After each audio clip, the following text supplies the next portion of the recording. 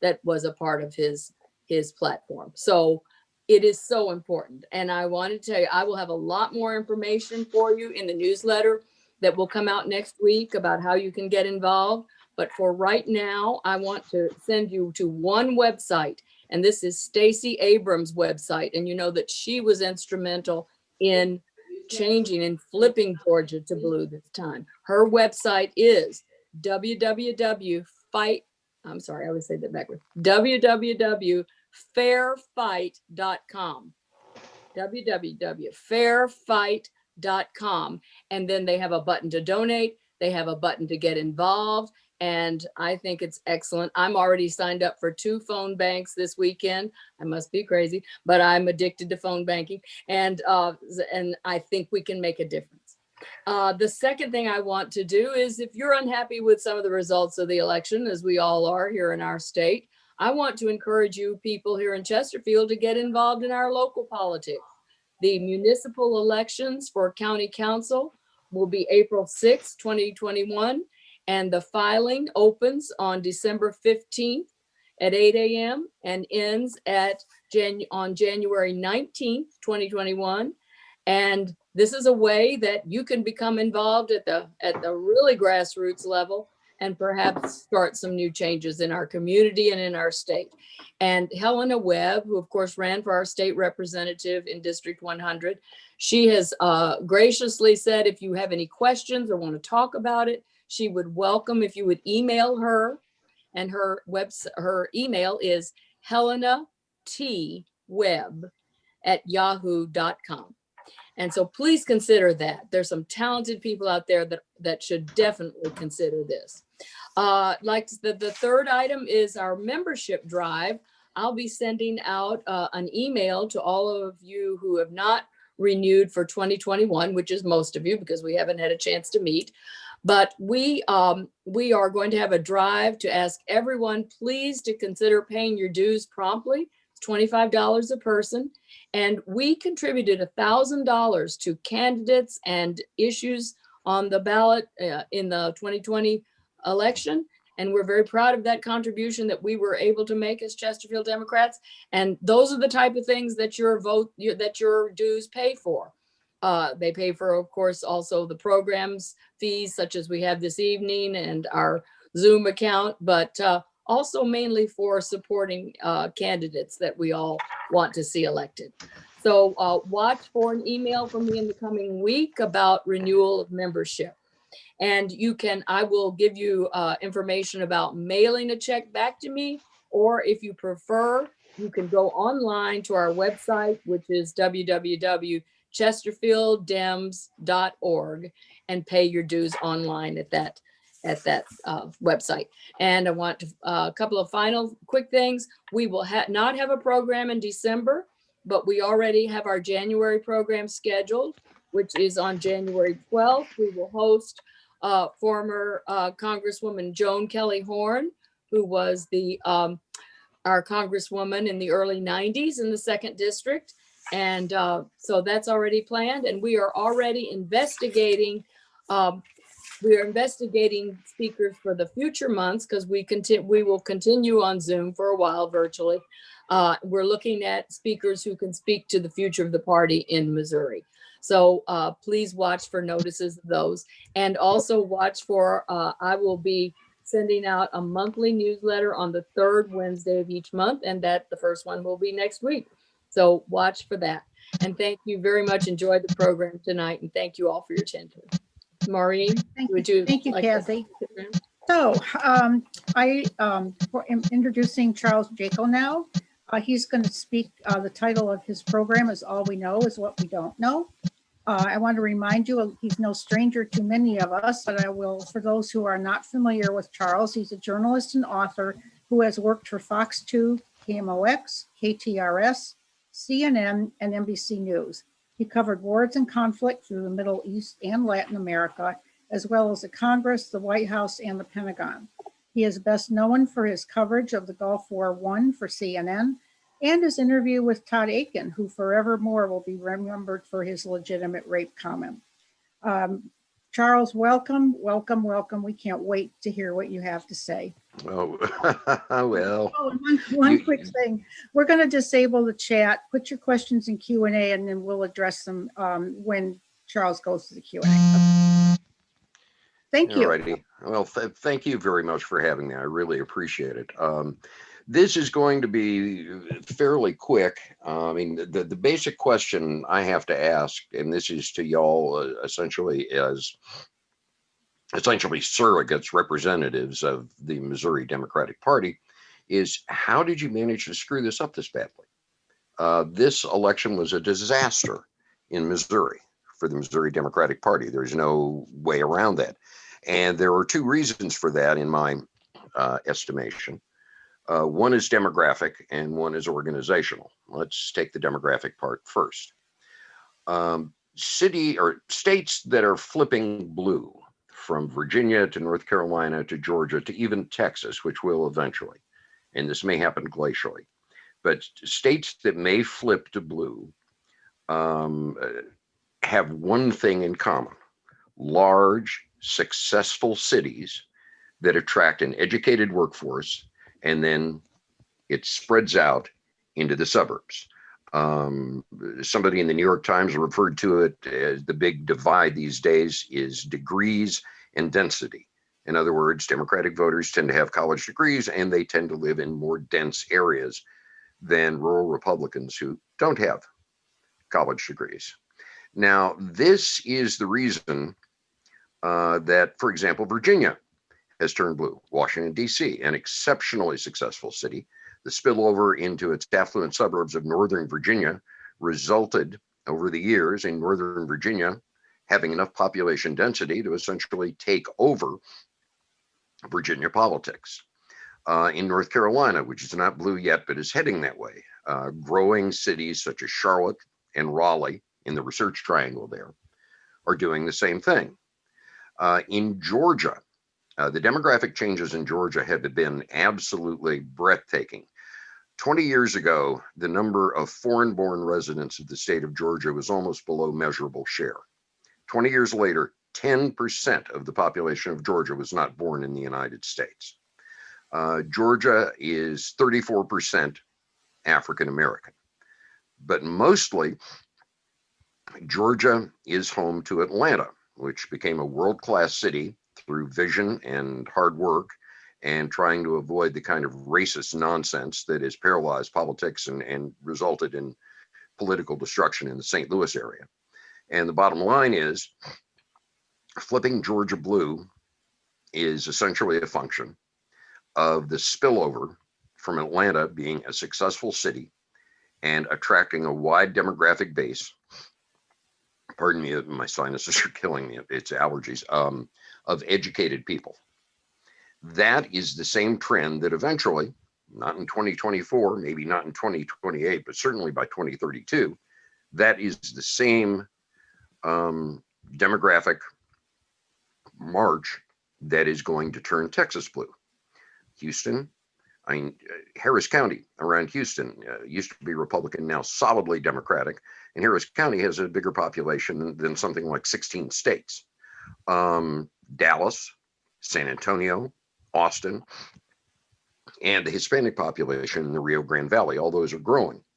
So that demography is on the side of these states that are turning blue due to large, successful, thriving cities driven by brain power. Missouri is a stagnant state with two fairly unsuccessful cities in it.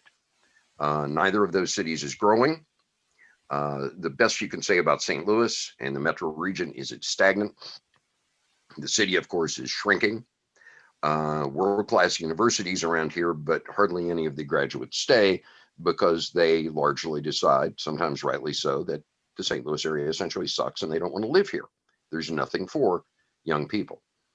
So in Missouri, you've got stagnation in terms of growth and attracting the kind of brain power you would need to pack the suburbs and flip a state blue. You also have a fairly minuscule African American population. The Black population in Missouri is 13%. In Georgia, it's 34%, almost 3 times as much. So Missouri, when you talk about states slowly flipping to blue, does not resemble Georgia or North Carolina. Missouri more resembles Oklahoma or Arkansas, unfortunately, in terms of the way demography is shaken out. So that the only people moving into Missouri right now are essentially white right-wing retirees who like to carry guns and be sometimes openly racist, and it's cool with everybody around them. So they move to the southwest part of the state, around the Branson area, Lake of the Ozarks, and your major metro areas are not growing. In fact, they may be shrinking. So number one, demography in terms of who the Democratic Party is now is working against you in Missouri. The second shortfall, in my estimation, was organization. In 51, I believe the figure is, state house races, the Democrats did not field a candidate. Now, that is nothing but blatant incompetence, astonishing, breathtaking incompetence on the part of Democratic organizers and the Missouri State Democratic Party. And you miss 100% of the shots you don't take. And if in 51 seats in the supermajority Republican ledge, Missouri Democrats let them walk away with it without even bothering to put up a candidate, tells me that essentially the Missouri Democratic Party needs to be blown up, leveled to the ground, bulldozed, and rebuilt from the bottom up. Because what the Missouri Democratic Party is doing now is obviously not working. Oh, I am on mute, I think. I mean, if in 51 cases, you don't field a candidate, let's say you lost all 51. Okay, maybe you would have lost 50. Maybe you would have lost 49 or 48. In other words, in those 51 seats, Democrats could have taken a serious ass whipping and still ended up with more seats than they have right now had they won one or two or three of them. So that kind of thing is inexcusable. Number two, every statewide candidate and every congressional candidate underperformed Joe Biden. And you have to ask yourself why that is. Well, that may have had something to do with messaging, and the argument continues in the Democratic Party about whether or not the defund the police and other slogans that sprang out of Black Lives Matter hurt people. Well, I speak fluent Caucasian, and looking at the Republican ads for every seat that was available, whether it was the governor's race, the attorney general's race, the congressional race here in the 2nd Congressional District, every one of them, every Republican ad had the same theme, which was "Eek, Negroes, be very afraid." They talked about the radical left. They had pictures of cities burning down, talked about socialism, yak, blah, blah. Well, you know, I thought it was just bilious nonsense, but it worked. And it worked because the white population in the outer suburbs of St. Louis is still extremely conservative and more than a little racist.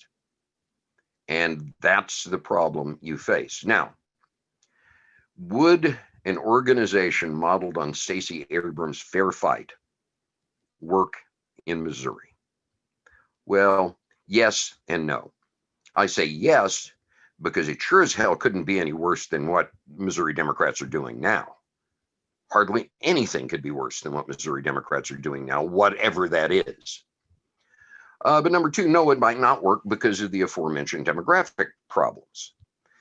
The one thing and the one place that Missouri Democrats have failed to concentrate their fire on, except every 2 or 4 years when they need them for the elections, is the African-American community in North St. Louis County and North St. Louis City, because that is roughly 1/2 of the Black population of this state.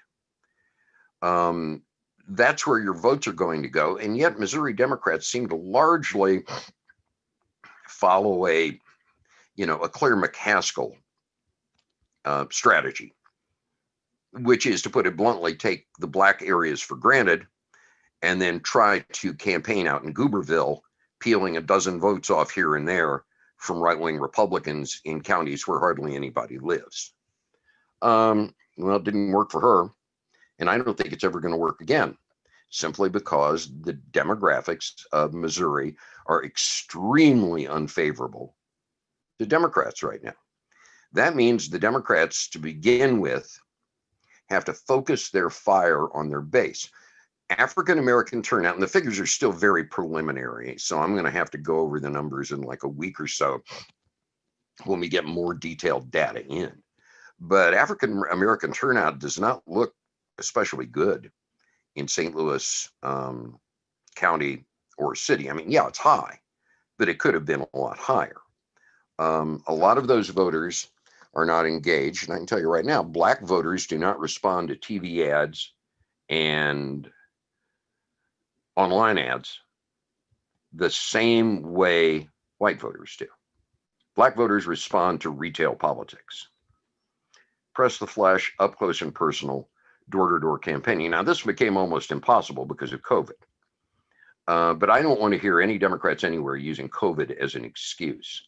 The only good news about this election, and you know, believe me, this is superb news, you know, is the orange treasonous sociopathic man baby who's squatting in the White House is going to be gone soon. But the bad news is Democrats lost seats in the House. They got none of the gains they were hoping for in the Senate. So now the big casino is Georgia on January 5th, where 2 seats are up. Democrats nationwide underperformed Biden, and Democrats in red states like Missouri got their heads handed to them. All politics is local, and I'm not going to presume to tell the Democratic Party of Missouri what it should do. But I think if there is any conclave of the Missouri Democratic Party coming up soon, there needs to be a pretty robust, no holds barred, try not to be too polite discussion behind closed doors if necessary about what went on and where you go from here. I think at the very least, you try to work up an engagement campaign a la Stacey Abrams. I mean, that's at the very least. You need to raise a hell of a lot more money than is being raised right now, especially for social media engagement. Democrats nationwide, including here in Missouri, you know, social media chops are not very good.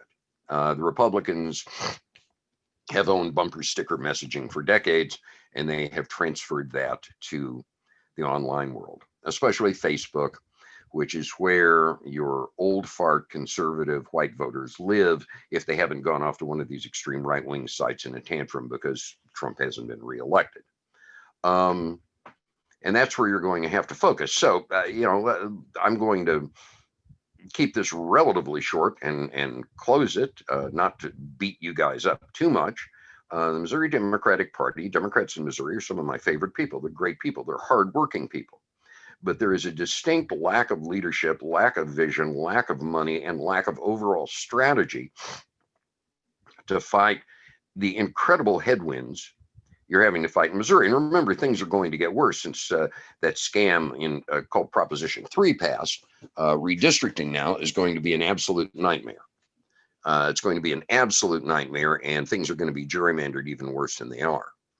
My suggestion would be it all starts with trying to field a candidate for every race rather than giving up and just saying, you know, sorry, we can't find anybody to run. Because in that case, the party shouldn't even exist if that's going to be its attitude. I mean, there's no reason for it to be around. Again, as was pointed out earlier, a lot of this work is very local. Elections coming up in Chesterfield, a lot of municipal elections coming up in 21. Certainly the mayoral race in St. Louis is going to be worth observing.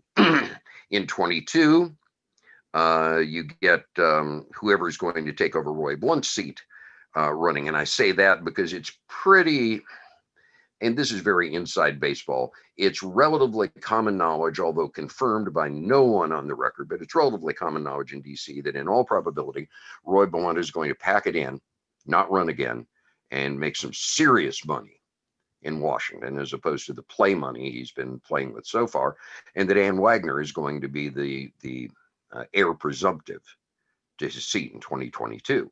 You're going to have all the state legislative races up again. You're going to have Ann Wagner's seat probably open if she runs for Roy Blunt's seat.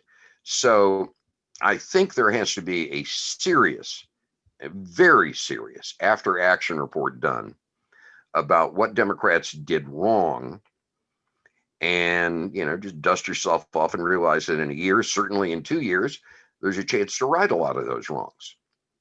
Because if the people I'm talking to are correct, and again, they may not be, but if they're correct, you're going to have an open Senate seat with Blunt retiring in 2022. And if that happens, you're going to have an open House seat in the Missouri 2nd. There's a chance for a pickup there, but y'all are going to have to do a lot better than you did this last time out. And again, this is not the fault of the people who were just, sweating blood and doing phone banks and doing what little door-to-door campaigning was being done and writing postcards and texting people. It is not their fault at all. They left it all on the field, and God bless them. It's the fault of the people at the top of the pyramid for not having more of a strategy, not having a more robust fundraising apparatus, not having candidate recruitment so you can get people running for every seat that's open, and not having a clue as to how to engage the most loyal Democratic voters, that is the African American population in North St. Louis and city and county. And with that, I'm going to shut up right now. And if anybody has any thoughts, observations, or questions, I'm here.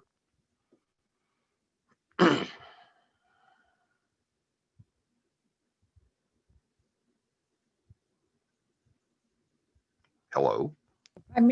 There. Can you hear me now? Yes, I can. Okay, so a question that came in are what are the prospects that Constitutional Amendment 3, which we call Durging, Missouri, on gerrymandering, will face a constitutional lawsuit for its exclusion of those under 18 and legal immigrants for redistricting? Well, the U.S. Constitution says the census shall enumerate all people. The argument would be, does the U.S. Constitution transfer to redistricting in the state of Missouri on something like this? You might have a case. Certainly, you might have a case under the 14th Amendment. I thought you had a case with the fraudulent language in it, but they left most of it in. So, there's a plausible legal challenge. And I forgot this. This reminds me, one of the other things you've got to do is Democrats spend a lot of money on lawyers, because whenever a Republican gets up in the morning and yawns, you want to sue them. You want to sue these people over every single thing they do. Just be hyper aggressive in going after them. Who knows? Some of it may stick. That brings me just to a question, though. How do you fund those lawsuits? Well, be the same people who tried to raise money for the Democratic Party, and I don't know how y'all are doing that. I don't know what kind of fundraising apparatus there is. I don't know if there are any angels out there that are being overlooked in the state, or if there's any out-of-state money that you could get that is not being gone after. I've observed this stuff, but I'm not quite sure how you do it. You should probably direct that question to every official who's in the Missouri Democratic Party. It's like, where's the money? Why aren't you raising more? Because there's no strategy that I can see there right now. The DCCC came in and threw some money at this particular race in the 2nd district, and there were certain PACs that came in and threw money, but those were one-off deals, until the seat might be vacant in 2022. But in terms of overall funding, no, you guys obviously have a problem. So I would direct that question to people in the state Democratic Party. Okay, what's your strategy? And P.S., why didn't you run people for all these seats? Not running people for 1 or 2 or 5 or even 10 might be understandable, but 51, now that's political malpractice. Okay. Another question here. Who should we run for Senator? Jason Kander, have you heard anything? No, I haven't heard a word. Candor would be good. Um, you know, try to pick somebody who seems like a non-politician politician. Probably somebody with a military pedigree of some kind, because it is, after all, Missouri. Somebody who's fairly telegenic, and somebody who's not afraid to knife fight with these people. The whole, oh, can't we all get along BS is just that BS when only one side is doing it. Their candor out there is certainly the name that would move to the top of the list. There may be others, but no, I haven't heard a word about who might do it. How do you resolve the apparent contradiction of appealing to Black North St. Louis voters, but this just jumped North St. Louis voters, but polarizing message of police reform? Well, you characterize it as just that, police reform. You don't let these other assholes own the narrative and claim, and use defund the police against you. Everybody wants good, honest cops. And again, I'm not sure it worked here in Missouri. I'm not sure that was responsible nationwide for what happened to the Democrats, that particular messaging. In terms of resolving the contradiction, look, you've got to decide whether or not you want to take the money that you've already got in the bank, or whether you want to go out and get new investors. And by that, I mean, you've got to decide whether you want to appeal to people who in an area will vote for you given a reason to vote for you, that is the African-American population, or you want to go out and beat the hustings and try to convince, a dozen people here and 50 people there to vote for you. And me, I always go with the money in the bank. I always go with the people who are on your side and are going to be the loyal voters. Now, defund the police is not especially popular in the Black community either, simply because they deal with crime day to day a lot more than any of us do. So I don't think there's necessarily a contradiction there. I do think that what you've got to do is make it clear that the Democratic Party is not going to play, that basically racists are not welcome in the Democratic Party. End of discussion. If you're a racist, go be a Republican. But no, I don't think there's necessarily a contradiction there at all. Black folks want the same things that white folks want. And I don't think the defund the police thing is necessarily a Black construct. I think it's a construct of essentially the white left who came up with the idea. I mean, if you take a look, for example, at Cori Bush being elected to Congress in the 1st District, it was the white folks on the South Side who elected her. Black St. Louis went for Lacey Clay, but there was a huge turnout among white lefties on the South Side in the city of St. Louis, and that's what pushed it over the edge. So, when you talk about defund the police as being an impediment, not really. If you're talking about racial justice, you're not necessarily talking about defunding the cops. You're talking about reforming them. So I don't think, if you own the message and you can get it out clearly, that there's any contradiction there. Okay. Is it possible for Democrats to make inroads in the rural areas? If so, how? And if not, why not? The people in the rural areas would have to tell you that. I mean, my theory would be go after the rich, because the Republicans like to say Democrats are elitists. And my response is, screw you. The elitists are people who have power over other people's lives. The elitists are the people who own corporations and can sign your paycheck. Elitist is somebody who can kick you out of your house or get you fired. An elitist is not somebody who's gone to college and you haven't. So I think basically declaring open class warfare, because at the end of the day, you can make a very good political, economic, and intellectual case and make it on a gut level that we have all been screwed by the rich. Every last one of us. And if you do that and try to ride that populist whirlwind, I think you'd have a lot more success than just being, Mr. and Ms. Nicey Nice. And I think that's that's where you dig it in. Because let's face it, white rural people feel like they've been hosed and screwed over by whoever's running the country for years, plus they're racist in many cases. You can overcome that racism by making that sort of populist appeal to them and just say, yeah, you've been hosed by the rich. It's not anybody else who did it. We need to tax these guys more. We need to make them pay their fair share. We need to have them stop stuffing money into their pockets for these elitist deals while your kids don't have medical care and you don't have a job. I'd go back to essentially the 1930s New Deal kind of populism and campaign rhetoric. I think, everything that's old is new again. That's the way I'd go. I'm no avatar when it comes to how to run political campaigns. Bringing it down to Chesterfield Township, what do you think out here we could do to push change in the party itself? Well, I don't know if you've got a lot of hidden Democrats out there who didn't vote. Chesterfield's always been pretty much of a, to the rest of St. Louis County, Chesterfield is kind of code for, white flight assholes.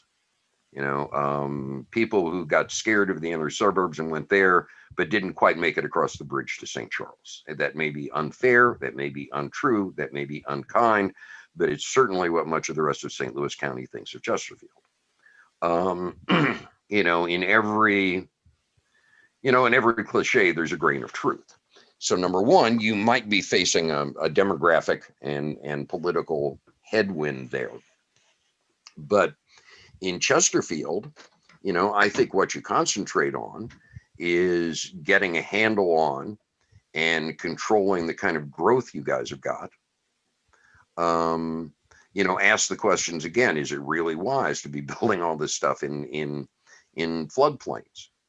What do people there need the most or want the most from local government?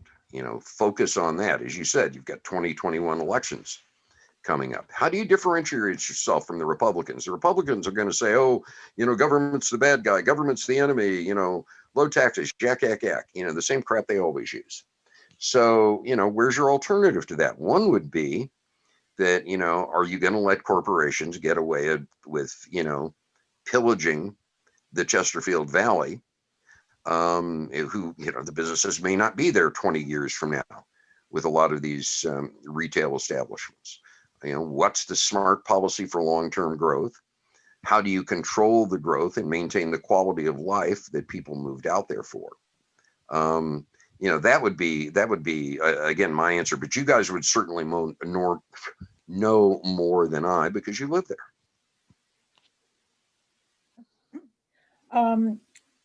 Coming back to money, is money really the problem? If you look at Kentucky and South Carolina races that together raised about 200 million and together they lost by 35 points.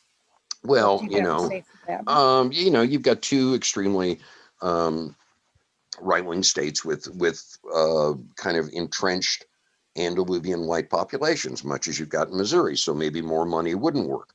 I just know that in terms of buys on social media, the Democrats got way outspent and way outmaneuvered, especially on Facebook by the Republicans. But, if you have got enough money, you can take a particular message and make it stick, or you can certainly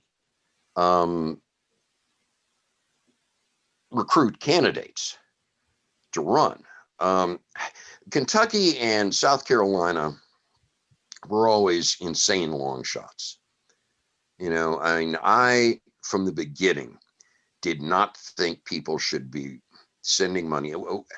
As wonderful as those two candidates, I believe it was Amy McGrath and Jamie Harrison, as wonderful as those, two candidates are, I always thought because it was South Carolina and Kentucky, those were fool's errands. And that, you were wasting that money because there was no way the white people in those states were going to be moved because they have always been right wing. Well, Missouri does not have that decades long tradition of being extremist right wing. Here, that phenomenon's only about 20, 25 years old. So, you can still turn that around. But no, you're absolutely right. Throwing money when the numbers for the voting public are all wrong, throwing money at it is just, wasting money. So, but I don't think those are that instructive when it comes to Missouri, because in Missouri, what you'd need to spend the money on is rebuilding the party from the ground up, because right now it's like the sack of Rome. There's nothing left but smoking rubble. I mean, you've got, Kansas City and St. Louis, and, a Democratic caucus in Jefferson City that could fit inside a small bus. And that's it. To me, and again, those 51 seats nobody ran for. That's a disaster. So I think any money you would have here, you would start with trying to figure out what's our new strategy, and what kind of brain trust do we have to put together, and how do we change this, and then allocate the money to the campaigns later. But right now you've got a major rebuild on your hands, and there's really no time to waste in getting to it. Well, and that brings me to the next question here, is who can be that group to get Democrats organized? I mean, where is our Stacey Abrams? Well, if you're waiting for somebody to come along and save you, you're screwed. You've got to save yourselves. You can't sit around and waiting for some white knight with great ideas to come along. You're the heroes of this story. Superman ain't flying through the window. It's not going to happen. There is no Stacey Abrams in Missouri, at least right now. You've got a lot of young, talented Democratic politicos who are probably too far left for most of the state, like Rasheen Aldridge from the city. But in terms of people who've got the chops to organize, to do the demographics, to do the fundraising, to do the ground level organizing, y'all need, excuse me, if you know anybody from the community organizing community, that's what you need. People who know how to get this stuff down on a very much boots on the ground level. This calls for a Stacey Abrams, or, back in the day, of Barack Obama when he was organizing communities. You need grassroots involvement at the very basic level. And I think that's going to come from the people currently within the party who just look around and say, we can't do this anymore. Business as usual, it's not working. This is a disaster. Rather than trying to paper it over and say, oh, it's not that bad. No, it is that bad. I think the realization that it is that bad, and it's only going to get a lot worse unless something's done, and quickly, could spur people to creative action. But this is not the time to do business as usual. This is no time for that, because business as usual is not working. But there's not going to be anybody come from the outside. You guys look within your own party and find that person. You've got a lot of bright people in that party. Maybe it's somebody you haven't even thought of yet, but you can do it. It's going to be a lot of work. It's going to be a lot of trouble. It's not going to be pleasant, but yeah, it can be done. We used to be known as the Democratic Party as the party of the working class. Basically what happened. Why doesn't the working class know that? And why can't we get a coherent message out to the people voting against their best interests? And I do need to make a personal comment that I belong to the union, a couple of the union Facebook groups. And there are people that are staunch Trump supporters. They work for the union, but they don't vote Democratic. They're racist. Despite the right to work. They're racist. Don't overthink this. Okay. Sometimes what you fear it is and what it appears to be is exactly the truth. And in this case, you've got a lot of white people who, and they can put it in a billion different ways. They're culturally anxious. They're filled with white grievance. They're worried about whites losing their place on top of the hierarchy. They don't like attention being paid to other ethnic groups. When you say Black Lives Matter, they'll scream, well, all lives matter. That's like saying Merry Christmas and somebody says, hey, what about Easter? We're not talking about Easter, fool. And it's the same with them. I think that they've stewed in white grievance and failed to realize a basic truth. that a working class person on the north side of St. Louis has a hell of a lot more in common with them than these religious fundamentalist Republican yahoos for whom they vote. And no, I think that they have been convinced and firmly believe that white grievance is what's keeping them afloat. That, you know, as a white working class person, the only thing they've got going for them is their whiteness right now. And even that's not very good right now. The United States is the only major country in the world where the life expectancy of the white population is dropping. You know, you got deaths of despair, deaths of suicide, deaths of overdose. People not earning as much money as they did 10, 20, 30 years ago. Lower standards of living. You know, if you're in that case, you will, make the logical assumption. The only thing I've got going for me is white, and I'm sure as the hell not going to give that up. I think that when it gets back to it, you have to go, and this is me, okay? I'm not a member of any organized political party, which I guess would make me a perfect Democrat. But you've got to go full class warfare. You know, if you cannot convince them that Black people and they share the same set of overarching interests, then you've got to preach to them in the language of, an FDR, that, these rich plutocrats are sucking the very marrow from your bones, and that the reason nothing is happening with your life is because of these rich yahoos, and we're going to do something about it. Will it work? Probably not immediately, but you've got to rinse and repeat, keep on message with something like that. It turns out Americans, if you look at all of the ballot initiatives, which may soon be illegal in Missouri, if you look at all the ballot initiatives, they love socialism. They just don't like socialism. In other words, they love socialist policies. They just don't want it called that. They'll vote against right to work. They'll vote for a higher minimum wage. They'll vote for Medicaid expansion. People are for progressive policies. They just don't like Democrats, and they just don't like, people they perceive as socialists. So you run on those policies that are very, very popular. And this doesn't happen overnight. I mean, the well's been poisoned over decades, and it's going to take a long time to fix it.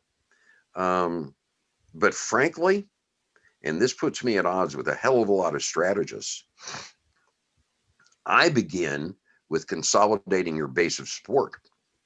Black folks, young folks, educated folks in the suburbs, before you go out and start trying to peel off a dozen votes here or there in Goober County, Missouri. It's just not worth the time and trouble. You've got to cultivate your base and make sure they're happy and taken care of, and then move outwards. And what the Democrats have done in Missouri, just in my observation over the last 10, 15 years, is they have spent an inordinate amount of time sucking up to rural Missouri whites. An inordinate amount of time, an extraordinary amount of time. Screw that. Concentrate your fire in the suburbs and in the cities and solidify your base, and then move outward from there. But you can have an overall message for getting back working class white folks. But first, you've got to take care of the people who've already danced with you at the party.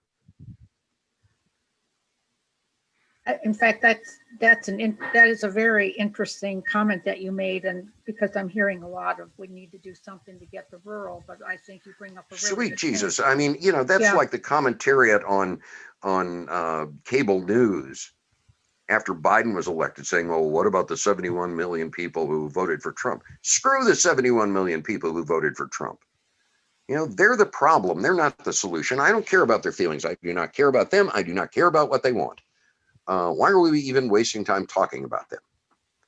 That was a fertile topic for discussion in 2016. Well, who are these people? Well, they're fascists, and there tend to be tens of millions of them in America.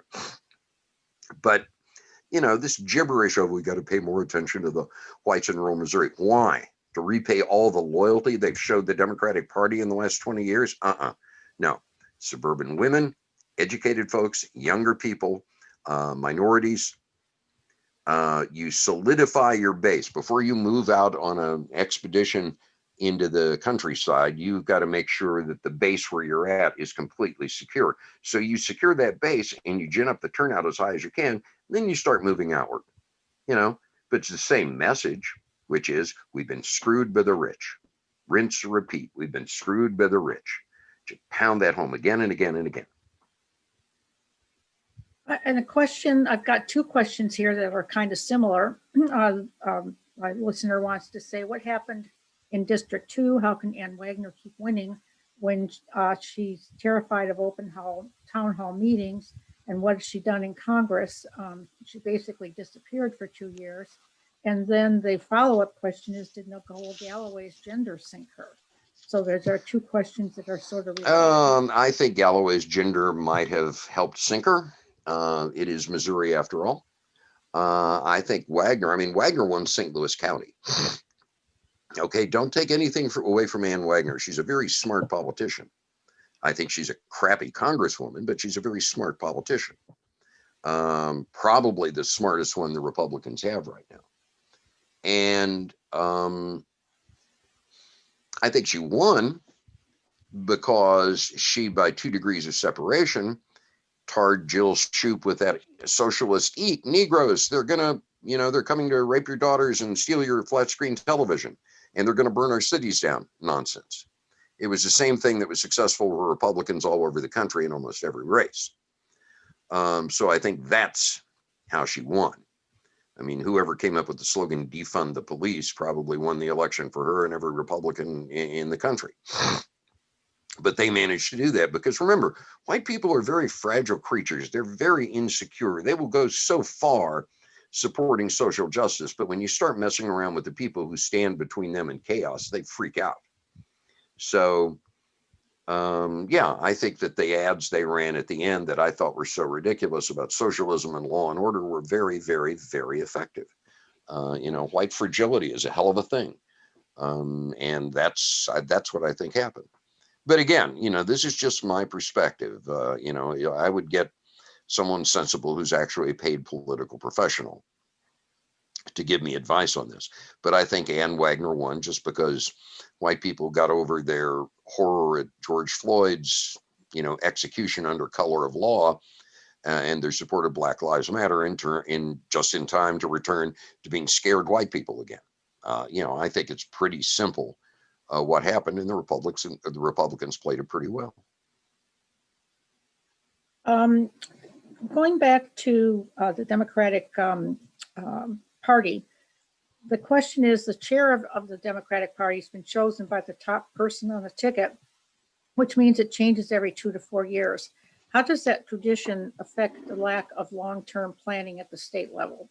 I could not begin to tell you. I don't know. It strikes me that there is no coordination. And again, I don't know what the machinations are behind the scenes. I just know, like every other bozo on the bus, what's apparent in front of me, which is political malpractice. And not running in 51 seats, really? Who does that? Oh yeah, somebody in a one-party state. That's what they do. No, that's, that kind of stuff is absurd. I don't know if the turnover every 2 to 4 years and the lack of stability has anything to do with it or not, but that's something that could be a fertile field for discussion in any, conclaves within the Missouri Democratic Party. Maybe that would be part of the problem, that there's no longevity, no long-term planning. Mm-hmm. I think another thing is that the Missouri Democratic Party may be kind of ossified because you've got too many people squawking about, the aggrieved white people out in, East Jesus County, rather than worrying about the people where the majority of your votes have come from. I think they can be approached with pretty much the same message, but, you cannot focus all of your efforts with people who've told you to go screw yourselves every election for the past 20, 25 years. You know, I mean, that's masochistic. You know, you figure out where your strengths are and build on those strengths. And I think that's, you know, that's doable. But again, I just cannot fathom the lack of on the ground field organizing and organization that allow you to give up on over 4 dozen legislative seats and not even try for them. I've never seen anything like that in my life. And I don't know how that even happens. Literally, I do not know how that happens without somebody being fired. Do you know if that problem is germane only to Missouri, or would you happen to know if it's a national? I think, no, problem? I don't really know. I would imagine you've got that problem in a lot of other states, but we don't care about other states because we don't live in other states right now. True. You know, like I said, 51 seats. I mean, just throwing a dart at the board, Democrats might have won one of them, you know, but just giving up on them is absurd. So, you know, it tells me that the Democrats don't think they've got enough people to field as candidates. They're not putting any time in field organizing in a lot of these communities. And the field organizing that's done is not being done by the Democratic Party. It's being done by people on specific issues, whether it's right to work or minimum wage. These are not necessarily Democratic Party people. So I'd bring some of these people who've actually been active in these communities into the fold of the party apparatus, because that's where your new ideas are going to come from. But the ideas y'all have now are just not working. And certainly the organization isn't working. We have a viewer that wants to know, how can Democrats overcome the baked devotion to Missouri to single issues of abortion and or guns? It seems We've that been they've screwed already by the got rich. it. We've been screwed by the rich. We've been screwed by the rich. We've been screwed by the rich. You pick a message and you stick with it.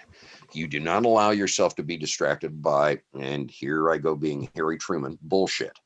You know, you don't have time for that nonsense. You pick one issue, one bumper sticker, one theme, and you hammer that thing again and again and again and again and again. And you stay on message. We've been screwed by the rich. And the beauty of that is that it's actually true. It's 100% true. And it opens itself up to a whole world of solutions. And it plays on the kind of grievance that every community has got from black to white. Now, the white community, you can just say, screw the rich, you know, and the black community, it's, you know, there's institutional racism and a number of other things at play. They're just, you know, dreadful that white people never have to deal with. But, you know, if they try to throw up a smokescreen, oh, the guns, oh, this, oh, that, you know, you come up with a message that will trump that, because in each of those cases, guns and abortion are metaphors for something else, which is, you know, we feel as if traditional values and traditional American society is fading away and we want to do something about it. You know, it's not necessarily about the guns. It's like, why do you want the guns in the first place? Well, fear of crime. Well, what crime? Oh, black crime. So the whole amosexual thing is a pretty substantial basis in racism. And then the abortion thing has a pretty substantial basis in religious fundamentalism. And a lot of Protestant religious fundamentalists are nothing but white supremacists with pulpits and tax deductions. They've been that way for decades. So, and pretty soon, quite frankly, the whole argument about abortion may be moot anyway, thanks to this Supreme Court. So we've been screwed by the rich. Rinse, repeat. You know, pick a message, stick to it. Don't overthink it. Don't, you know, get too wrapped up or distracted. Don't let anybody pull you off message. You know, find one, stick to it, hone in on it like a laser beam, and, you know, don't let go.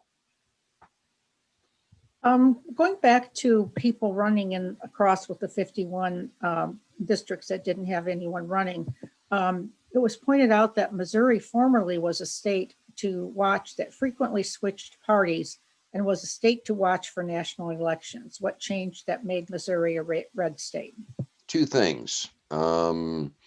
We nominated an African American and elected him president in 2008, which set the hair on fire of all the white racists in Missouri. And then in 2010, there was redistricting where a lot of the gerrymandering took place, where things were locked in permanently. And you thought that was bad. Wait till they get through with 2020, especially with Proposition 3. They'll screw this over so Jesus Christ himself could run as a Democrat and not be elected. They're going to rig the game like that. So two things happened. Plus, when that happened, it accelerated the pace of a lot of progressives saying, screw it, I'm out of here, or not even considering moving to a place like Missouri. The economic crash, which took a stagnant economy and actually put it in the hole in St. Louis and Missouri at large. And the fact that the only population growth has been down in the southwestern counties of, white right-wing retirees. So that's what happened. But the genesis of it was, how dare they elect a black man president? And that's what started it. And then you redistricted in 2010, and the cake was baked. That makes sense.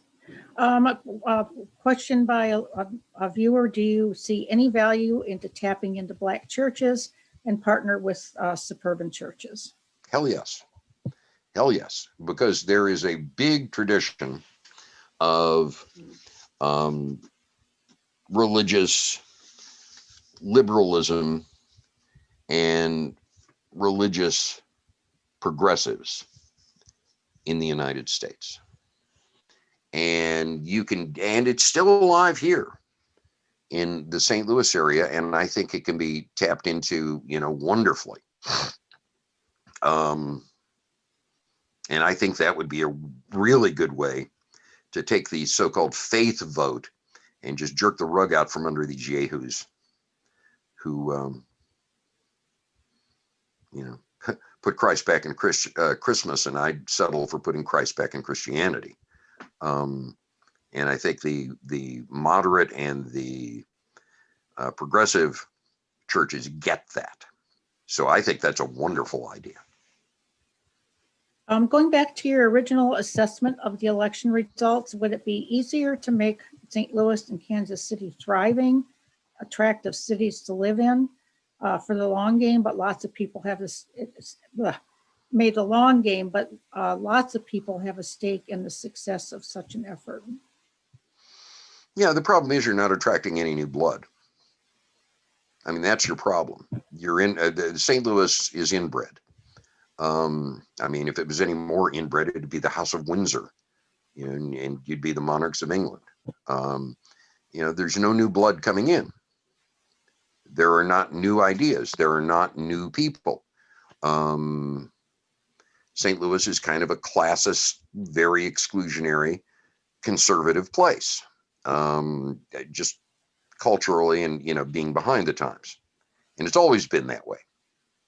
I mean, Tennessee Williams hated this town.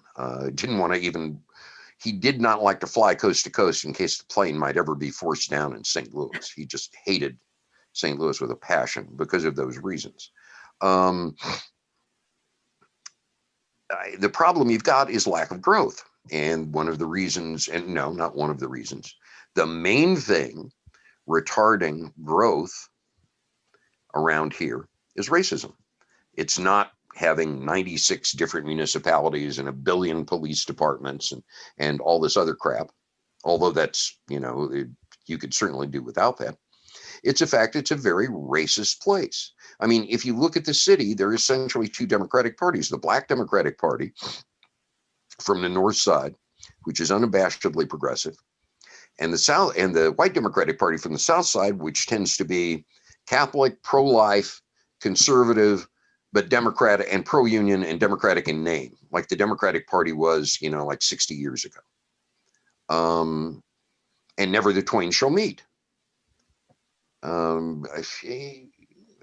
moved here 25 years ago, and I remember how shocked I was at what a racist place this was.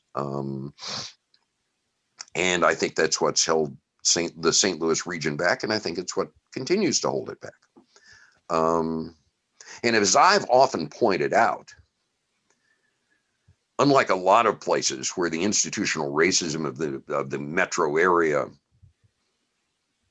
is more of an intellectual pursuit. You know, you just don't like black people because you don't like black people. Here, it's more like the wars in the Balkans, where it's a very personal and family thing, because every white family has got a story about their grandparents or their parents or their great uncles or their uncles or their aunts or their cousins or whomsoever who used to live on the north side or in North County, and it was wonderful. And then we had to flee the dusky hordes, and we ended up in St. Charles or Chesterfield or South County or, you know, where the hell ever we ended up.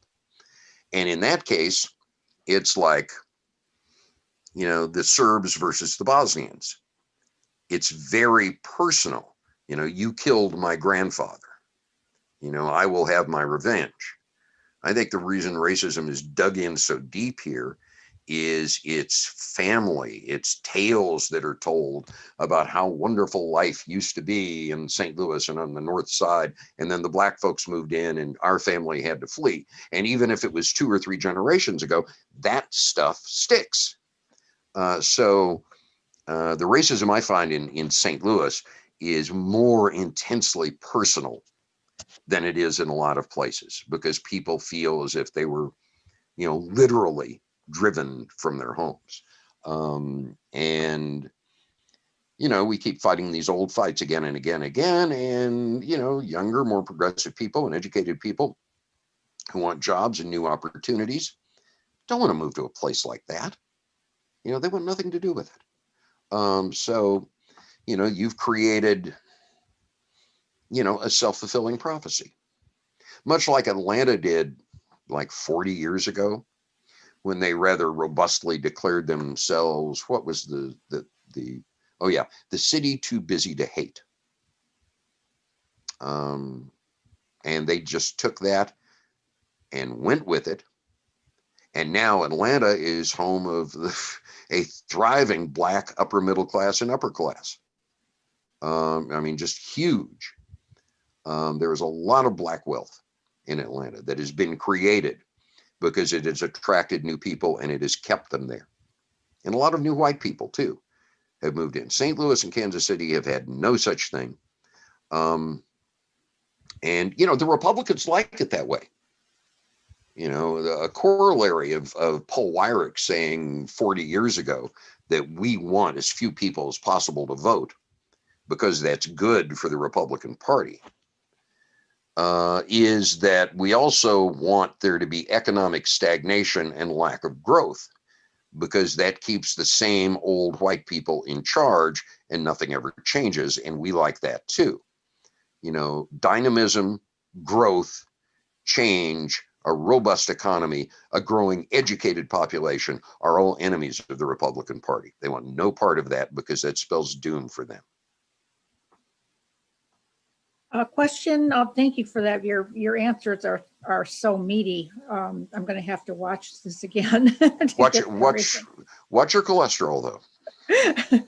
They're meaty, but there's a good deal of gristle attached. I've got another question regarding guns. In many Democratic Party advertisements in Missouri, candidates seem to prioritize gun control in their platforms and use messaging from the New York-based Bloomberg-linked groups like Moms Demand Action. So in a state where some surveys suggest that 30% of Democrats are gun owners and many more Republicans are, of course, we need to flip our gun owners. Should we abandon gun control proposals that do not seem to appeal to the Missouri Republicans or Democrats? Well, first, my challenge is show me one ad where a Democrat running in Missouri this last cycle mentioned gun control. Show me such an ad, because I certainly didn't see one anywhere for any candidate at any time. I didn't see a one. Number two, you know, look, I'm a gun owner. Mainly because these Trumpian assholes are walking around packing, and I've had my life threatened by them several times. So yes, I carry. Of course I do. But the idea that you can walk around and to kind of, promiscuously wave your gun in the air as a prosthetic penis, without any training or any responsibility is just absolutely insane. We require, tests and insurance before you can drive a damn car. I think exactly the same should be applied to gun ownership, like it is in every other sane country that allows firearms. But number two, I don't think, I take exception with the premise of the question. I see no such ads with Missouri Democrats pushing gun control as part of their agenda. Gun Sense and Moms Demand Action endorse certain candidates, and I absolutely, love those people, and I think they're absolutely wonderful. But I haven't seen them have a major impact on a lot of races. No, I think that's a red herring. I think that horse is already out of the barn in Missouri, that you're not going to do much with gun control unless the crime gets bad enough due to the proliferation of guns in white communities. I mean, the proliferation of guns has caused, the streets of St. Louis to run red with blood and children to be shot down because any fool can carry a gun now and the cops can't stop them if they're waving around automatic weapons, But then again, you have to think that these racist skeeves in Jefferson City might have had that in mind when they loosened the gun laws in the first place. But no, I take issue with the premise of the question that Missouri Democrats are somehow, pushing gun control at the forefront of their agenda. I find no such thing to be true. And I hate to interrupt right now, but I've got a thing I have to take care of in about 5-10 minutes. So I'm going to have to be wrapping up. I apologize. I go on too long at sometimes. Oh, that's okay. But I do want to, Moms has responded back here, and I want to make sure that the audience does hear that Moms is not about gun control. We're about sensible gun laws like background checks, and we do support the second. Yeah. Well, let's not argue about semantics here, shall we? I mean, sensible background checks and licensure and proper training for using guns is gun control. You're controlling the people who have guns. You don't want idiots and assholes and feeble extremists with their fingers on the trigger. Requiring insurance and driver's tests is automobile control. You're controlling people who can use automobiles. Gun control seems to be a dirty word, and Democrats have swallowed the bait hook, line, and sinker. Along with Republicans, they're sucking up to the Republicans by saying, "Oh, we're going to back off of calling it gun control because that must mean gun confiscation." Horseshit. Come on. Gun control means proper licensure and use and safe use and sane regulation of firearms. You can call it gun control, you can call it gun regulations, you can call it gun sense, you can call it anything you want to. But being scared of gun control just because the Republicans claim gun control equals gun confiscation is bullshit. That means you're playing on their field. You have acceded to their terms. You're letting them set the terms of the debate. And I won't buy into that. I'm all for gun control, and I'm a gun owner, meaning let's control who gets guns by making sure people pass background checks, by making people have licenses to have firearms, making them have insurance to have firearms, holding them legally liable if their firearm is used in the commission of a crime. Even if it was stolen, that just means they didn't lock it up more securely enough. No. There are no rights without responsibilities. Part of being a decent citizen is accepting responsibilities along with rights. Otherwise, rights just become licensed to do anything you want to. So, no, I love the people at Moms Demand. I think they're on the side of the angels. You couldn't ask for a better group of human beings. But I think, being scared of the word gun control is nonsense because, of course, they're not about banning guns, if that's what you mean by gun control. They're for sensible gun laws, which is, as I pointed out before, a form of gun control and a completely appropriate and righteous form. That sounds great. Thank you. Well, in respect for you having to go, it's been wonderful having you Well, you here. don't have to respect me that much. Unfortunately, we just got a family thing here that I've got to take care of, and Okay. I apologize. But no, you That's guys okay. are great. Look, don't give up hope. I know I've been in many ways a horse's ass and have scared the bejesus out of people and have gone, oh, we've screwed everything up. Well, yeah, you've screwed up a lot, but you know, it's never over till it's over. You guys have the right policies. You're on the side of the angels. Your organization and messaging sucks. You know, your funding is not nearly what it should be. And you need people who know strategy up at the top. But in terms of the policies you want, in terms of the politics, in terms of your beliefs, you are smack on the money. In terms of the work you do on a ground level basis, day after day, election after election, year after year, you are righteous and on the side of the angels. It's just that you need a lot more help organizationally from the top of the party in this state. And if I were you guys, the next time there is a state party convention or conclave or whatever it's going to be, I would raise holy hell and demand some accountability from these people. That's all. Okay. Well, that's again, that's an excellent summary of everything that you've told us tonight. I want to tell all of our viewers to definitely have a great holiday and safe holiday as best you can. And we have a lot of work cut out for us, of course. Georgia first in between your holidays and looking toward all the things that Charles is talking about to try, 2 years is going to be here before we know it. So again, thank you all for your time, and we'll see you next year. Take care.